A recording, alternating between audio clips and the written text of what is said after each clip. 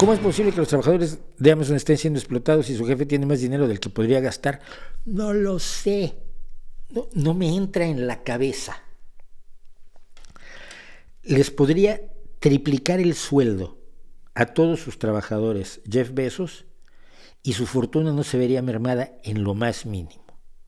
Sin embargo, las exigencias de productividad que ha hecho sobre sus trabajadores los llevó, y esta es una de las cosas que dices tú, esto es ofensivo para cualquier trabajador, al no poderte apartar de tu puesto de trabajo mientras estás sacando cosas de los almacenes, metiéndolas en cajitas y mandándomelas a mi casa y a la tuya y a la de todos ustedes.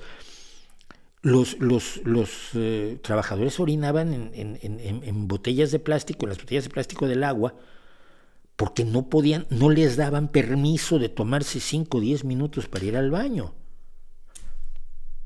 Me parece de capataz del siglo XVII.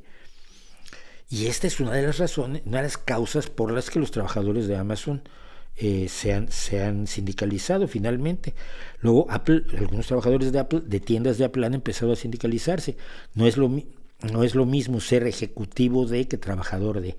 Pero cuando hablas de esas fortunas, no entiendo por qué pueden, qué motivo hay para pergollar a tus trabajadores, pagarles lo menos posible y darles unas condiciones de trabajo donde no estén a gusto, y tener una rotación enorme, es decir, muchísima gente es despedida y entra todos los días, cuando para ciertas cosas es lógico que es más razonable tener una planta de trabajadores estable con muy poca rotación. Pero cuando los tratas a patadas, los trabajadores pues, se van en cuanto pueden, se van en cuanto consiguen un mejor trabajo. Es lo que les pasa a los hosteleros, a los camareros en España.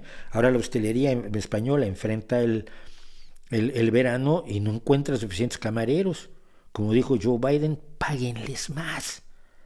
Porque a los camareros los contratan por 6 horas, los hacen trabajar 12 y cotizan en la seguridad social por 4. Y los salarios son bajísimos. Así cualquiera que fuera camarero y tuviera oportunidad de trabajar en cualquier otra cosa, lo va a hacer. Y esto es lo que ha causado la falta de camareros aquí. ¿Por qué? No lo sé. No lo sé, porque mira, yo soy un pobre diablo. Pero yo siempre dije, cuando tuve empleados en México, porque necesitaba yo tener un chofer y un mensajero para mover mis cosas, mi familia sabía perfectamente que lo primero eran las nóminas. Que el viernes cobraban y que yo me negaba a pagarles mensualmente, porque les decía que si te pago quincenalmente, si te pago el día 15 y el día 30, te estoy pagando 48 semanas al año, no 52. Entonces mis trabajadores cobraban los viernes, cobraban 52 semanas al año. Y primero se pagaba la nómina y luego se hacía todo lo demás. Es lógico, tú te has comprometido con alguien a pagarle, no le puedes decir, pues, dile a tu familia que se coma mi promesa de que la semana que viene tienes tu sueldo. Me parece inhumano. Pero igual soy tonto, eso también es posible.